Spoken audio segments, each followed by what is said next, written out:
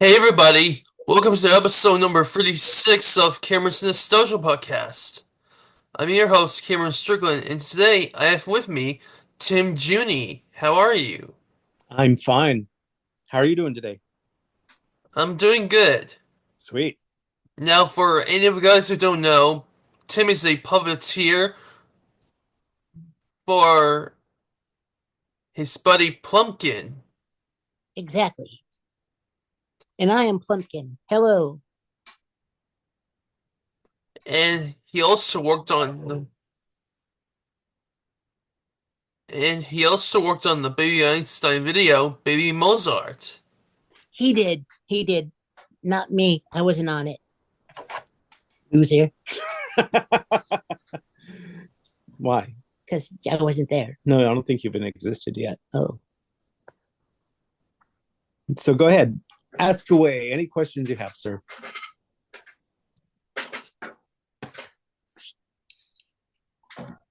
So, how did you get interested in puppetry? So what happened was I was pretty young. And somehow I got a Cookie Monster puppet. And you need to go off my hand. And he was a typical hand puppet, and you could actually put your fingers in it kind of like this, and you could talk with it like that. And it had a hole in it so that you could jam cookies into his mouth or whatever food items. And I got that for a Christmas present, and that was fun. I walked around the house devouring keychains and other small things. And then a few years later, I made my first. Ooh, I can actually show you.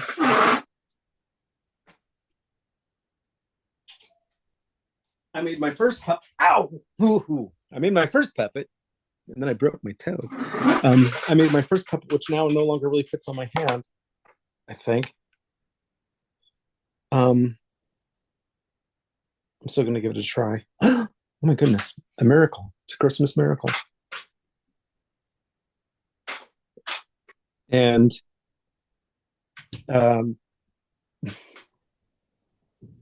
he doesn't have a voice because he doesn't have a mouth. And he just blankly stares at people. And then after a couple of years, I stopped playing with these guys, with the Cookie Monster, because I lost him. He got smushed against the wall in my bedroom. And I didn't think much about it. I went off to do actors theater for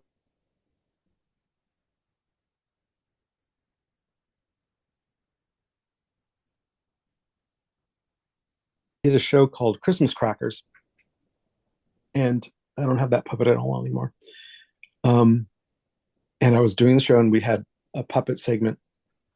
And at the end of the show, there was this really scared kid, and I was like, "Hey, you okay?" And his father said, "My kid was scared of the puppet that you played." And I said, "Well, do you want me to bring it out?" And we spent about 5-10 minutes just getting him used to the puppet. He would touch the puppet's face eventually and touch the nose, all that stuff. And I realized just how strong puppetry is as opposed to actors theater. And so I went off and I did more puppetry than actors theater for a very long time. So that's a long answer to a short question. So very young, I started very young, and I still do puppetry now. All right. So, what was your first puppetry gig? Like where I was paid gig, or like just I did it because. Your first puppetry gig. Okay. The first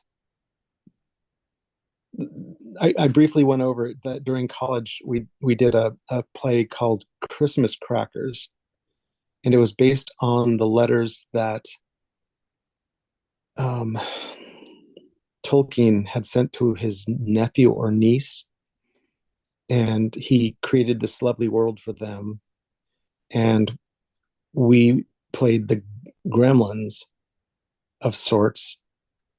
And so back in college was the first actual time I performed a version of puppetry. for an audience. And like I said before, the reception was more incredible than any time that I'd ever been an actor.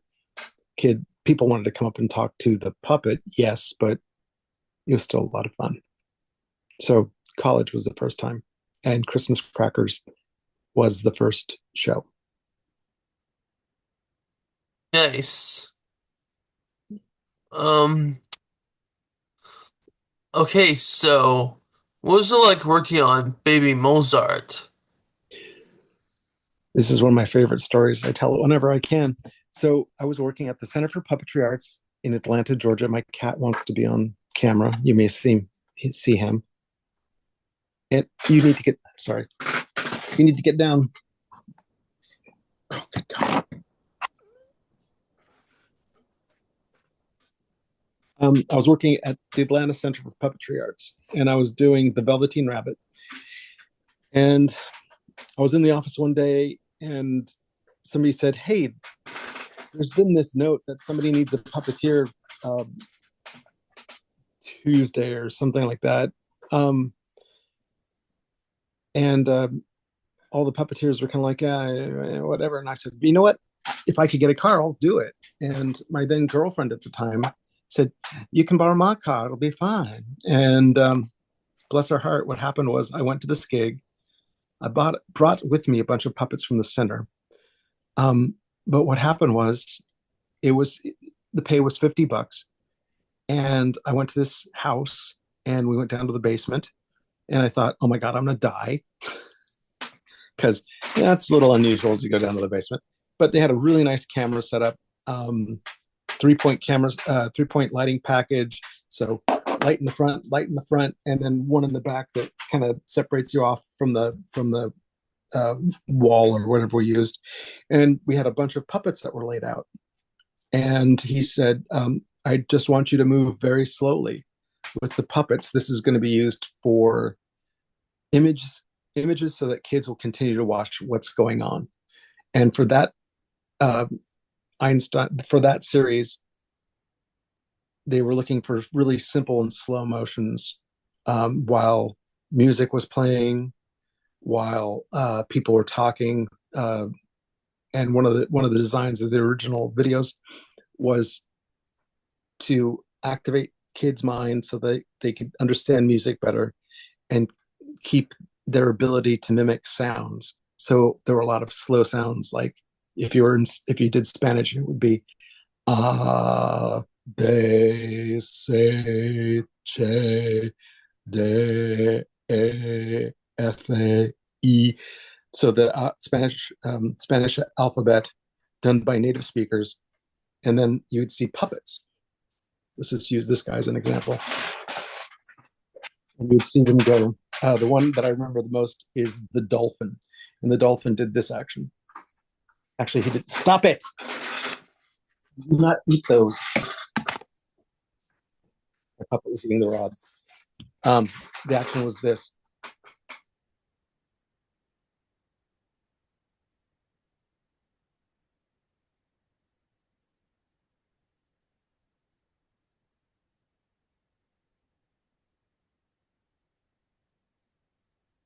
And then the next comment was, that was good, but I need it to be slower. And so I went, okay. I meant,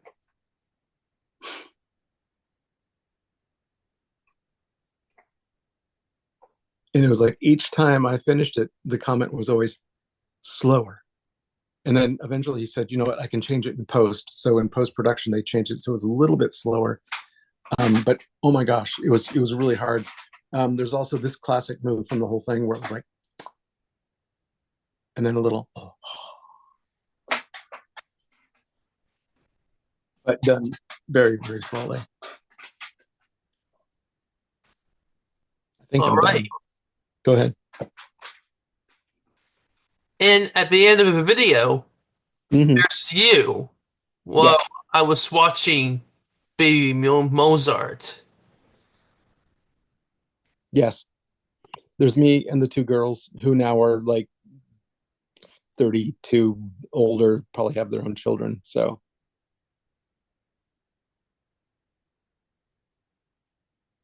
And a lot of people, so after I did that video, a lot of people would be like, have I have I met you before?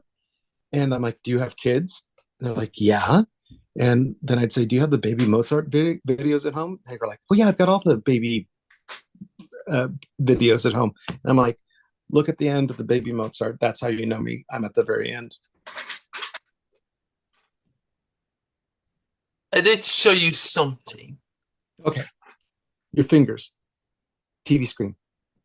Oh, sweet.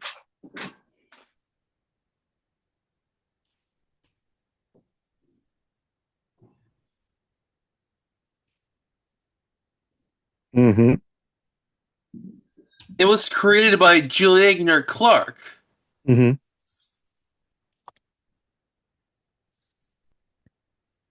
Oh, yes. Oh, look at that. I didn't. Yeah. So the little girl now is like easily 26 or so. And what happened was this wasn't planned out. This just happened. She had been watching like with like,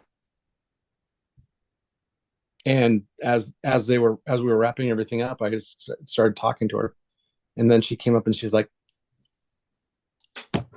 so super cool. I remember that very well.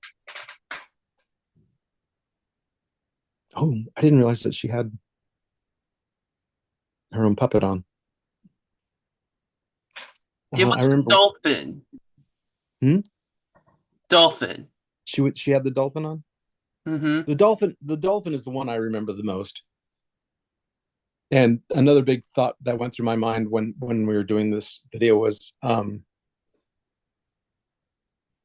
that they probably didn't have copyright for any of these puppets that they were using. So I was a little concerned that nothing would ever happen with it. But apparently they got through that. And then Disney bought them, and then Disney asked them back to make their program more the way it was. Oh, the chicken! Chicken and cow. That's kind of an awkward stop right there because they're kissing, it looks like.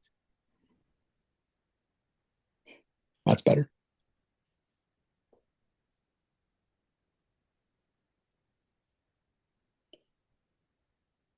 Mozart was very, hey, wait a minute.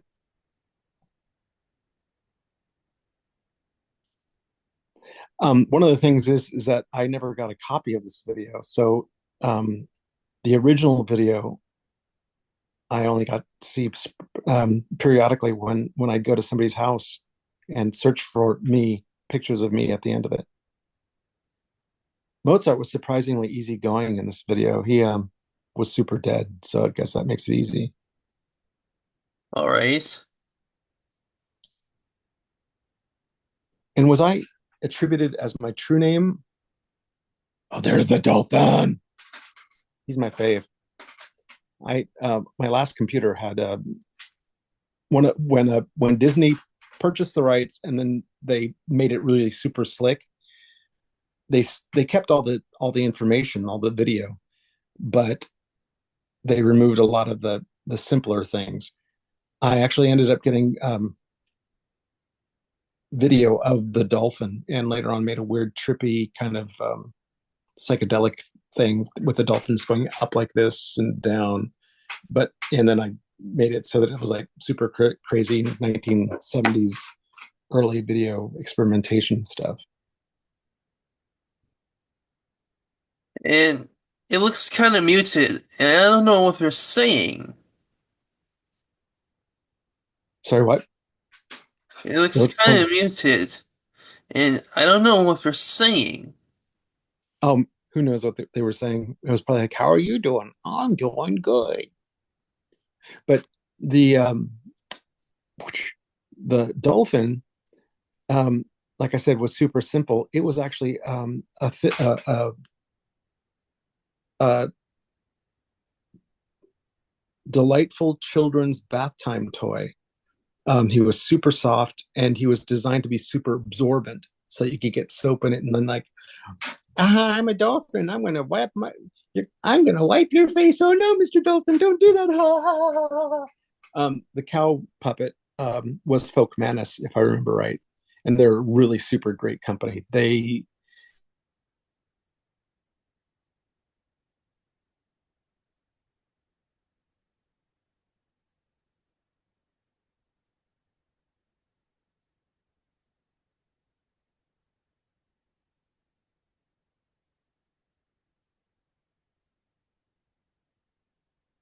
and for the dolphin, um, when I manipulated him on screen, I had where the hand is, where you can guess where the hand is in the mouth, like this, and then I had my fingers kind of like this, so I can make the tail go.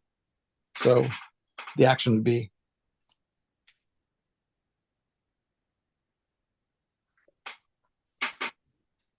there's a memory spark for you.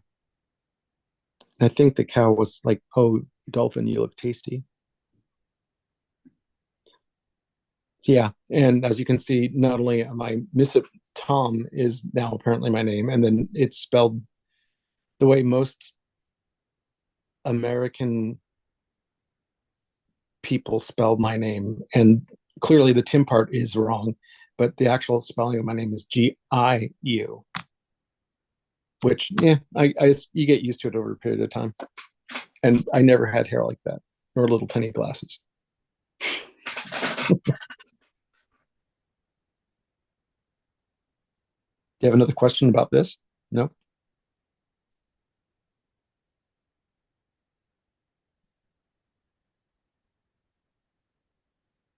Oh yeah. Was the frog ever used in any of the videos that you've seen, Cameron? Yes. Okay. I don't remember using him. I remember using the chicken and the dolphin. The dolphin is the big one, and that's a memory that's been reinforced by the fact that I had dolphin footage.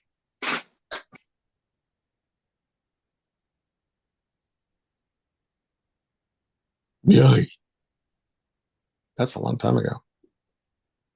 Now,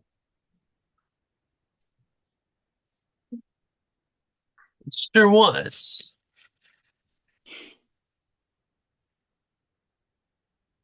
And I had this Baby Einstein shirt on.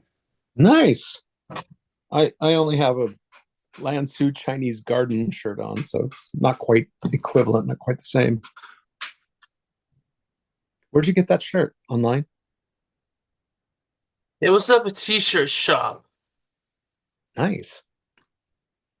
Secondhand? First, did you buy it new?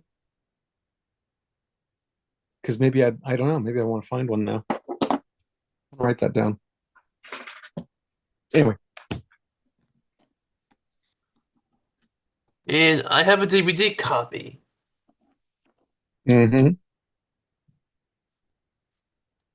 What was it? Had it. Is that one of the original ones, or was it the later produced ones? Do you know?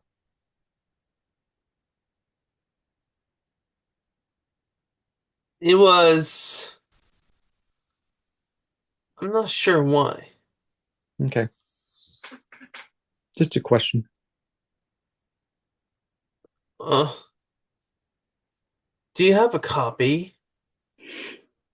No, since I was living in Atlanta long enough to do the Velveteen Rabbit, and I thought I was going to be hard on to the next show that they were going to do, and I wasn't. So at the end of, I think it was couldn't have been Christmas. At the end of whenever it was, I just went back to the carefree life of a puppeteer that in between jobs. And what was the next thing I did? I don't know. The next video thing I did was way later. The next video thing I did might have been uh, uh, a video of Smokey the Bear. His basically Smokey the Bear's origin story, And in that, I didn't play Smokey the Bear. We had an actor dressed in one of the Smokey costumes that you would see if you went to school, at least here in the States. And he got dressed up and he walked onto the set. I played a rock, literally, just a moving rock. And then a few years ago, I was in a movie about a puppet movie about zombies. It was pretty cool. And then there was a second movie about a zombie apocalypse. Once again, puppets. And that one is A Love That Wouldn't Die. You can find that one online. And then the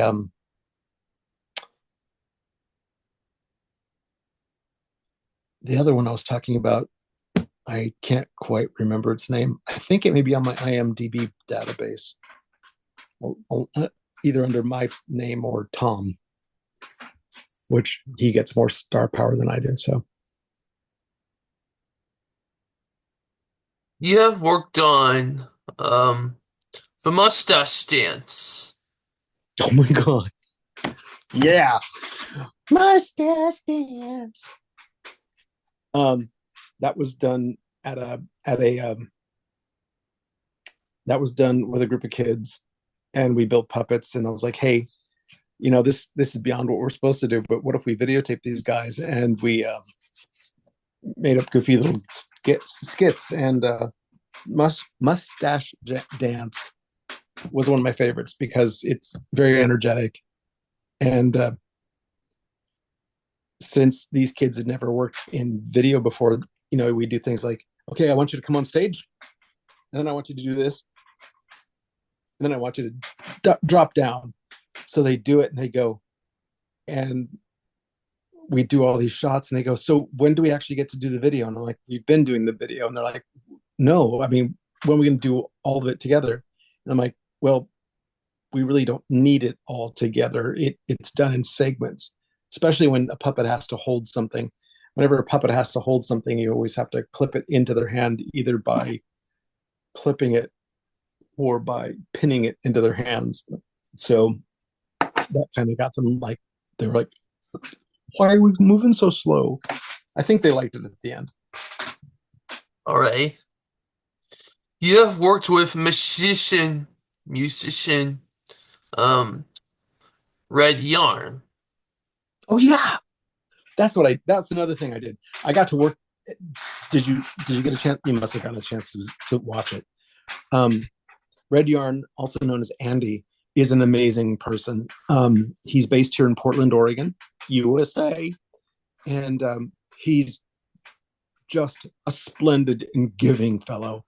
And what happened was he reached out to a friend of his, and he said, hey, I have a couple songs I'd really like to change into music videos. And his friend said, not a problem, let's do this. And we rented out a large empty space, and we had two stages.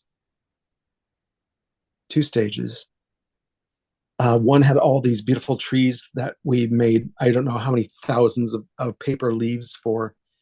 And we had a tilt stage, and we all hid up underneath it, so you could put, like, you could do, it looked sort of like this, where you'd be on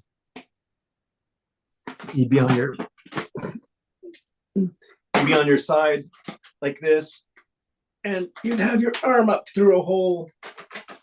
And it was a 3-day shoot, and it's just awesome. A lot of kids comment on that too, but the music was super splendid. My favorite character in that one was the wolf, and the wolf played the saxophone. And there was a saxophone player in that day on the shoot, and they're like, do you play the saxophone? And I'm like, oh hell no, not at all. And they're like, you kind of, you make it look like you do. I'm like, magic puppetry. Is there anything else you want to know about Andy? Well, he played the guitar. Oh, he plays the guitar, and I think he plays a couple other instruments. Right now, I know he's got 2 kids, and they play the fiddle. His wife plays an instrument. I'm not entirely sure what it is. But now I think he's not necessarily such.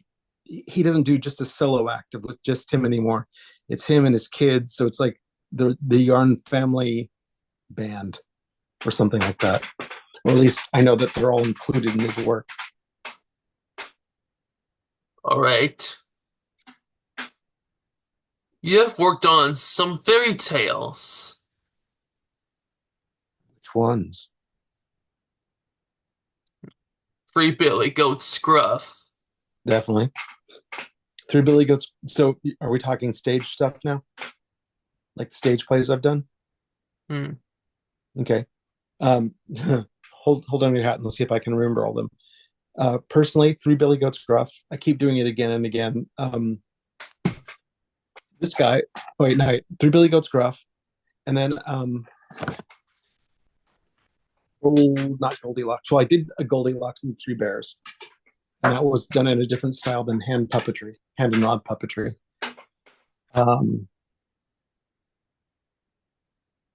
Three Little Pigs, and this guy recently started. I started it. What'd you do? I was the pigs. I was all of them. I played all three pigs. Fortunately, I didn't have to do it all at the same time. Like, no, the three pigs weren't on the stage at the same time. But it's cool. We had a chase scene. Couple. Three. Mm-hmm. And I played the big bad wolf.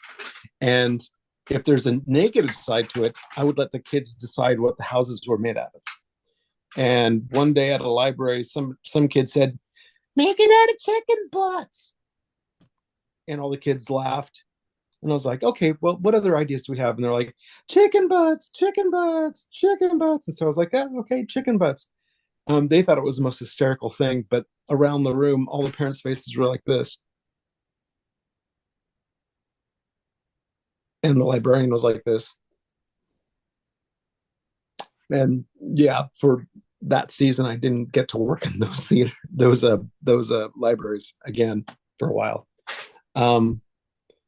But then I also do found object puppetry, which is, you take, I have no good example, but you take like a piece of yarn and you animate it and give it life.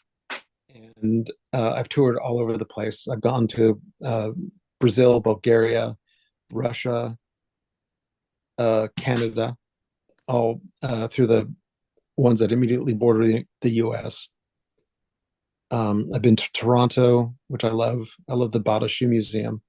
Did you know that there is a stage in the Bata Shoe Museum? I mean, it's a shoe museum. What kind of puppet shows do they do there? Puppet shows with shoes? It just seems kind of weird. But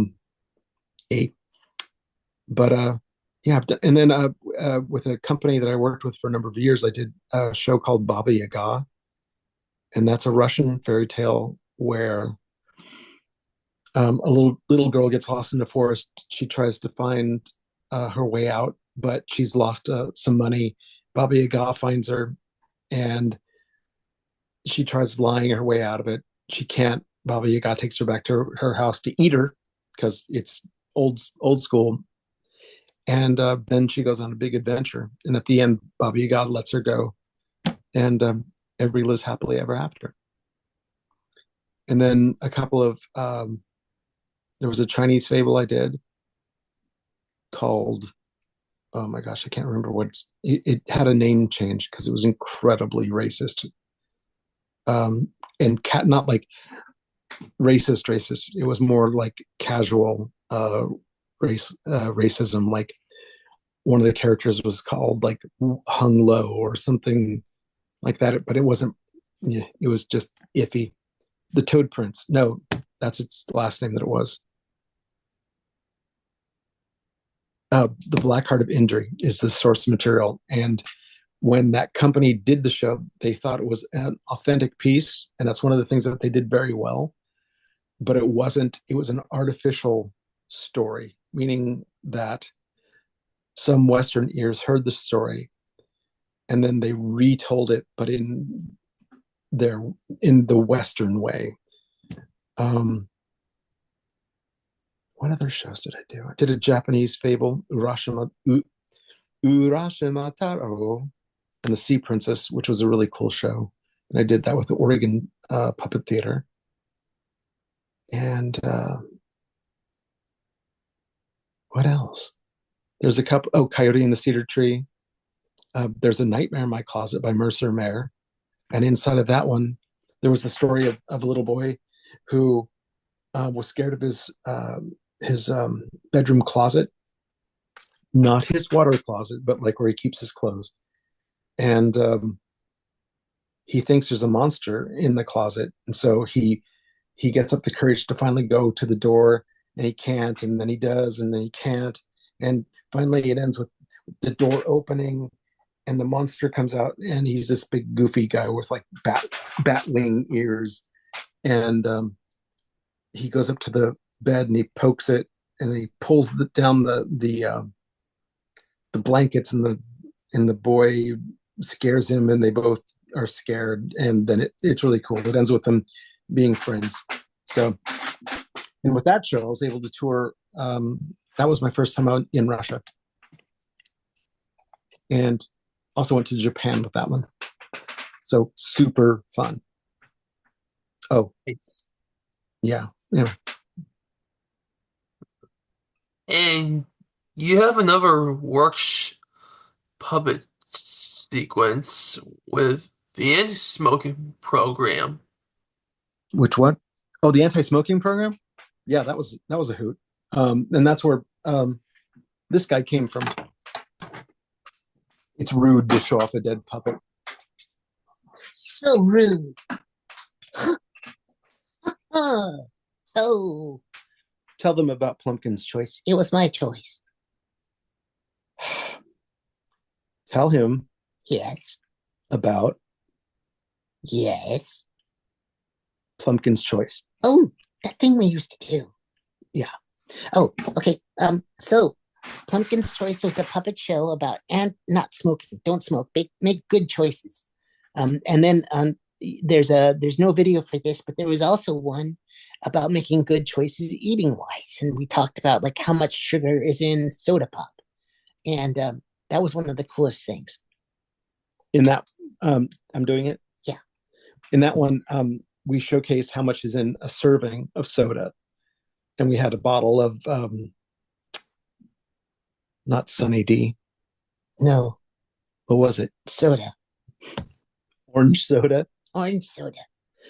Because strangely enough, all the kids thought that orange soda was made out of oranges, and so they thought it couldn't be bad for you because oranges are supposed to be good and they have plenty of vitamin C and all that stuff. And so there was something like 36 grams of sugar in it, in a like one serving. And there was this cool segment where I put a playboard. Thank you. He's getting old. I put a playboard down, and I would take cube sugar, which apparently is a little. I think it's 5 grams of sugar in each one of those cubes. And I'd go, okay, tell me when to stop. And I put one down, and I put another one down, and then I put another one down about there. Some kids would go, okay, that's right. And I go, no, just tell me more. Tell me when. And by the time I got up to math isn't your strong suit. I'm a performer. 36 would be 6 cubes. Roughly. 6 and 1. Yeah, because 5 grams each. 30 grams. Right. 30 divided by 5. Approximately that many. A number. Don't do the math at home, kids. Anyway, and they just their little jaws would be like this. And I'm like, well, that's just one serving, because in the bottles at that time they were trying their best to make it look like there wasn't a lot of sugar. And so I'd count another, and I'd say, this is how much sugar you're having. You might as well just suck it right out of just take all these cubes and put them right in your mouth. And usually by the end, there were some pretty good ideas. The Plumpkin's Choice, the anti-smoking show, it was never called that, was it? No. It's just Plumpkin's Choice. Yeah, it was a choice. So is a choice. So is a choice, kids, and choose healthiness. And that one, it was just ways of saying no. No. I forget how annoying you are. Same for you. Thank you. Um, saying no, but with grace, and also saving face with your friends, so you wouldn't have to do things like Kick him in the shin. really. Yeah. Still, Yeah. no. Yeah. How would you do it? Well, I might just say, no, thank you. I don't want any. And that works. It sure does. Or you would say, I don't think so. or Well, if the person was particularly aggressive, you kick him in the shin. no, no. But that one, We toured all over California, Washington State, and kind of odd because we missed Oregon completely. But there were some really cool, memorable moments. And there was one, excuse me again.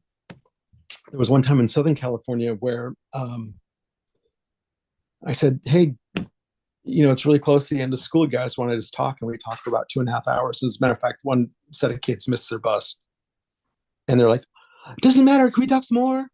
And that's the cool thing about puppets, is that you can remember this guy far longer than you can remember this guy, because he's changed his face and appearance and hair again.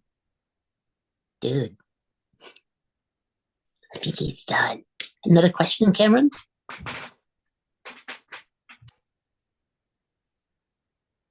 Maybe you should give Pumpkin a hug. Me, give him a hug. Come on, bring it on, bring it on. Come on, don't be scared, little guy. He's a little timid, like a forest deer. Come on, bring it on, bring it on. Come on. Oh yeah, who's the guy? It's you. It's okay. Yeah. Hold on. I can't hold you without you holding my rod. Oh.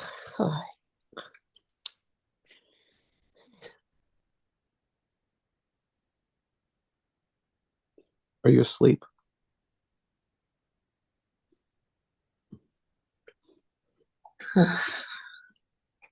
Puppets are very easy people to put to sleep.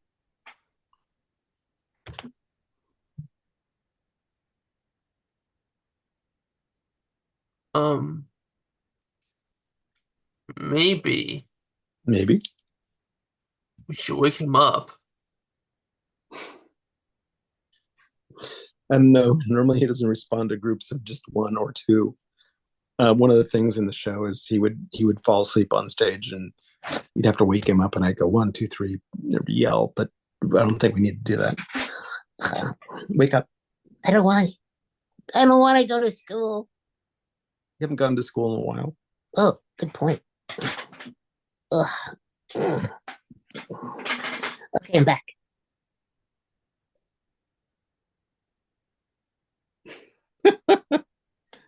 What? You're just goofy. I am. Another question, Cameron? Or observation? Or oopsidaisium. Or oopsidaisium. I know a puppet maker who made you was David Pennebecker. Yeah. When he had arm's length. Oh wait, hold on. I think it's arm's length. He made some really excellent puppets, and unfortunately, he's not making these guys anymore.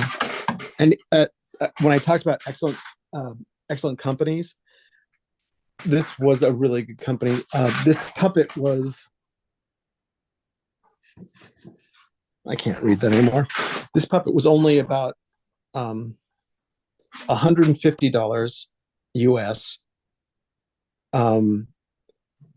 And I'm going to show you a dead puppet. He had plastic rods, so we had to remove those and put the wooden rods in. And then he would. I didn't like the way that he put the pupils in. See, with him, he can track you and look where you're looking. But when they came originally, this is not going to be a good example, but you kind of get the idea. His focus would be slightly off. It looks slightly right now. I noticed that. Hold on a second. Those are all my Wizard of Oz books.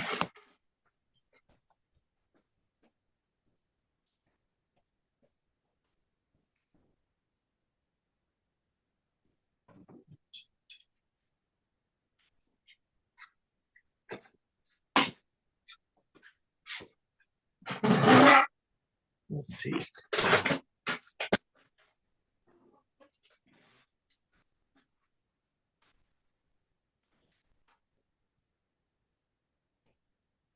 No. Interesting. So anyway, the original eyes were just slightly like this, where puppet eyes should be slightly crossed so that it looks like they're looking. And I thought this is the original Plumpkin.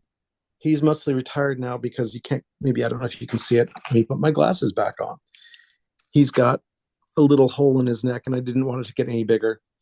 But and his original green tooth, the little tooth on the top of his head, had worn off, and so I gave him hair that I could play with, and I did a couple shows with him.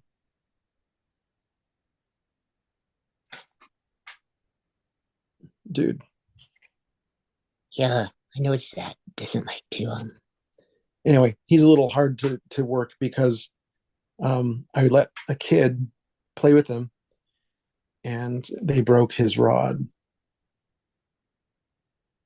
And I've just never gotten around to repairing it because I've got another one, and this guy's got a hole. But he's still good for like telling stories online or just being an online kind of guy where he doesn't have to worry about being out and about. turn straight. Have you talked to this other guy? What other guy? I don't know if this is going to be interesting or not. What are you doing? Take your hand out of there.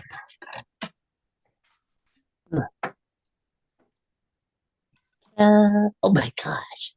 It's like looking into a mirror. Hello. Yeah, hello? Hello. Hello. I don't get it. Me neither. The best compliment I've had recently is I was working with Plumpkin, and a woman came up to me and she was really excited and older. She was like, I don't know, 57, 110. I don't know. At a certain point in time, you don't pay much attention. But she came up to me and she goes, I could read your lips. And I was like, well, of course, they're right here. And she's like, no, no, no. I could read your puppet's lips. And I was like, really? And she's like, and so I said, I had Plumpkin, and I said something like, and that was slop because I was thinking too hard about it. If you ever do lip reading help with a person that is deaf or hard of hearing or whatever, you don't over enunciate. It screws up their patterns. But I was like, can you really hear me? Or can you really read my lips? And she was like, can you really read my lips? And I said, I think you're faking it. And she goes, no, I'm not. It was super cool. It was super cool. Anyway, I digress. Next thing. All right. I need to show you this reference.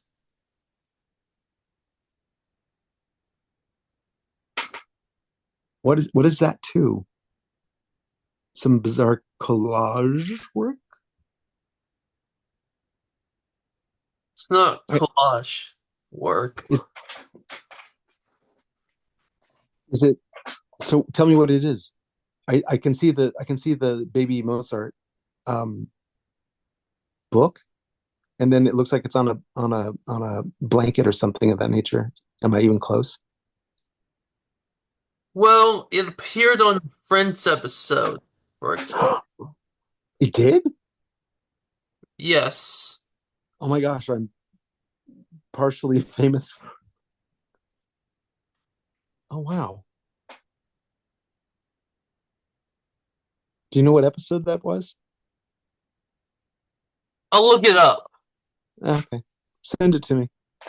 I don't know. I don't know. I guess I'd like to see it. It's obviously in the later Friends episodes when Ross has the baby. His girlfriend has a baby.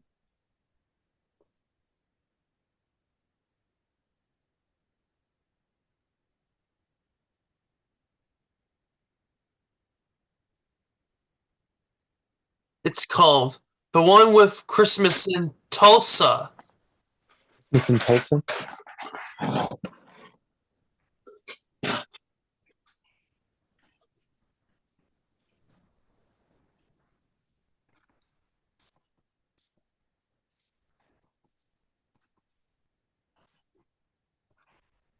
look that up when we're done talking. Anything else, sir? I never saw the Baby Einstein reference in Friends. Mm-hmm.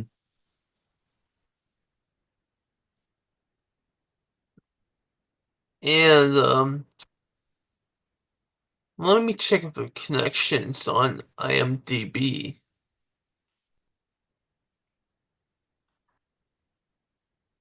Is there some sort of a super wiki that you went to find that reference? Like, I know there's a baby Einstein or baby all them wiki somewhere that I tried signing on to a few days ago. Oh, here it is.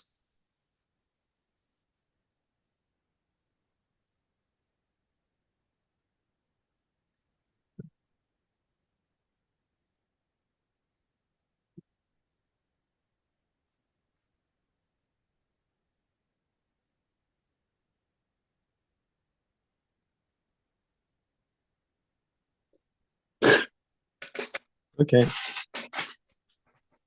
VHS. Oh my God, VHS. I didn't know they ever made VHS. I thought they were all DVD copies. Huh. Hmm.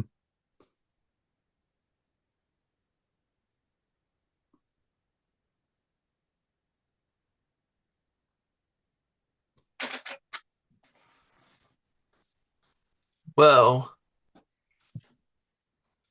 I need to ask Pumpkin some questions. Okay. It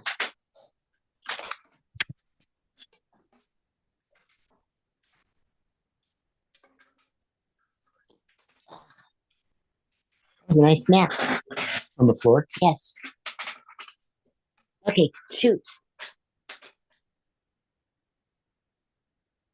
Um, should we have some knock knock jokes? Are you going to give them to me? Are you going to say the knock knock part? I'm gonna give it to you.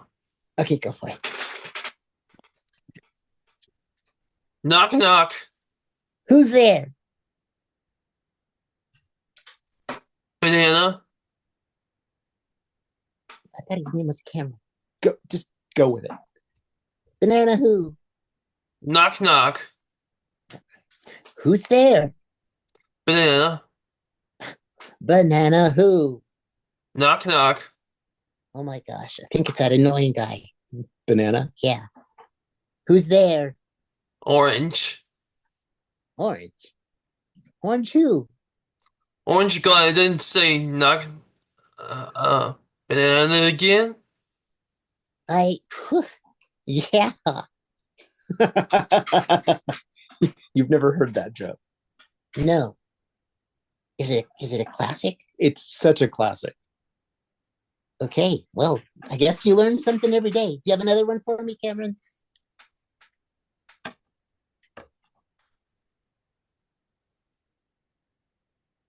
I need to rehearse this. Okay, don't worry about it. Here's what we do. You just give it to me one time through, and then if it's really bad, you edit it out of the video, and if it's not, you can keep it and it'll be funny. Right? That's how I work. So they can tell it to you twice. Oh yeah, whatever it takes. Go for it. Hey, Pumpkin. Hey Cameron, How are you? I am fine. You? Would you like a cigarette? No thanks. That's how I rehearse a scene. Oh, I see that you've learned some mighty lessons. You are like a shadow of lessoniness.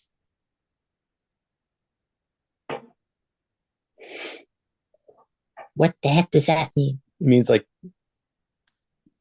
These are not the droids you're looking for. No, they're not the droids I'm looking for. I was looking for cigarettes. Cameron was looking for cigarettes. He wanted to offer me some, so I said, no, thank you. Just that easy. I'm glad you've learned that. Oh, heck, I did. Anything else there, Cameron? Well, I didn't smoke cigarettes. Good. Expensive habit. So he didn't even have any, really. Oh. Wow. He's that good. Yeah. Anything else, sir? When you Sit. say want a cigarette, I Oh, you want me to? say I don't smoke. Yeah, you can say it that way too. I forget some of the ways, and No, they don't exist anymore. none of our refusal strategy. You activated the thing. I did the little thumb thing. None of the props from the show exist anymore. When I moved out of California, which a lot of the funding was in California, it was 2008, and all the funding dried up, and then I kept everything for a while, and then just recently I got rid of all the things. All of them? Except for the puppets. Except for Wiggly Worm. Yeah. And then there was another character. There actually was a worm. There was a worm with a cigarette in his mouth, and there was Wiggly Worm. And then at one point there was a giant cigarette. That was really weird. It was like he was a cigarette. Yeah, I remember him. And he had a cigarette in his mouth. Oh, I forgot about that. Yeah. So I just got rid of all those things because we weren't doing the show. Also, I got rid of, I don't know if in the video you saw any of the props, like the, are you comfortable? Almost. How about now? Nope, not yet.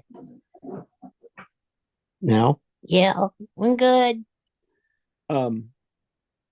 There were the lungs, and the lungs were pretty scary. Like we had a soft sculpt, healthy pair of lungs, and then we had a pair of lungs that came from a smoker, and they had tar and nicotine and bumps and lumps and other things. Really unpalatable. Okay.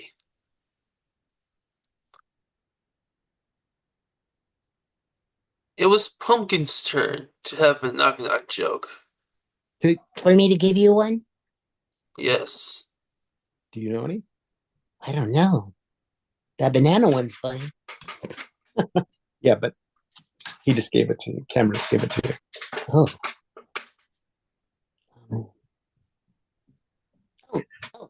Oh, I think I've got one.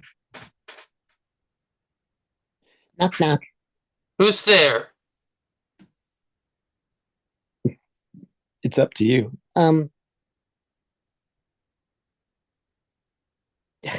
You don't remember it, do you?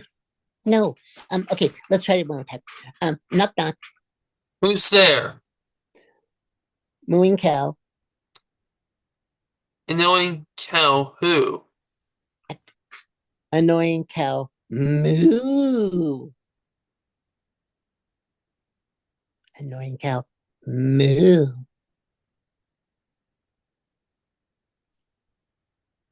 That was the worst knock knock joke ever. I don't know. Was it? Let's just say yes. Okay. I know that probably didn't meet up with your high standards, Cameron. Do you apologize? I don't need to because Cameron and I are buds. Okay. Anything else for us? Or me? Because I am the star. Well, your friends appeared on Child Smart's Your Tiny Maestro.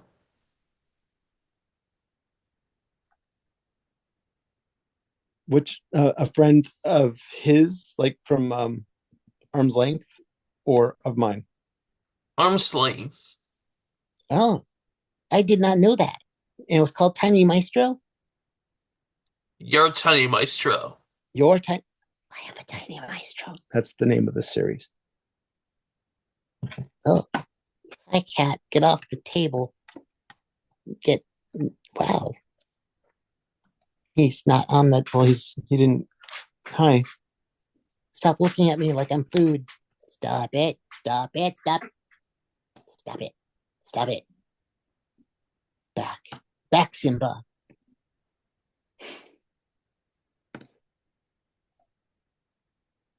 He still looks at me like food.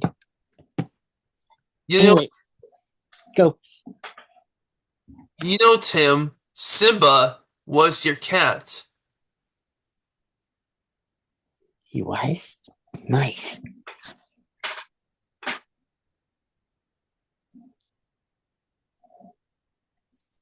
Another thing, go.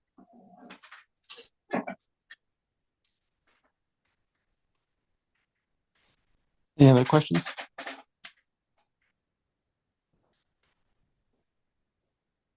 Sometimes I'd like to visit you. Over the camera or like in person? Like in person. I don't come to the East Coast as much as I used to, but I am planning a trip at some point, and I'd love to come and meet you. I did, but we'd have to figure out how to get there. And would you want me to bring Puppet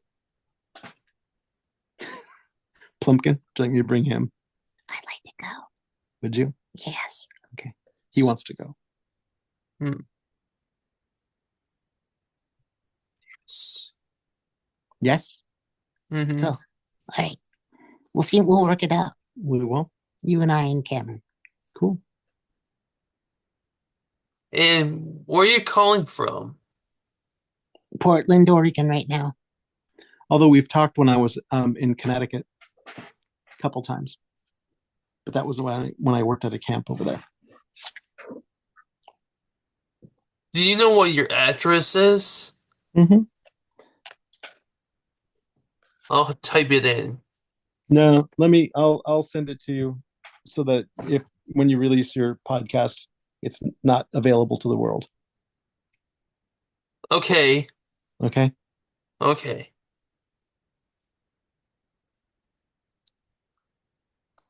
Well, thanks so much, Tim, for your time. Hey, Cameron, always appreciative of talking to you. Is there anything else you'd like to say? I can't think of anything. You?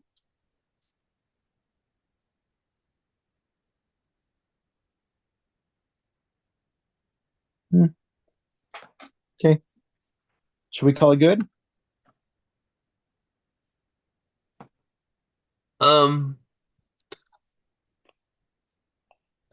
Let me introduce to my parents before we go. Okay. I think I've met your mom once.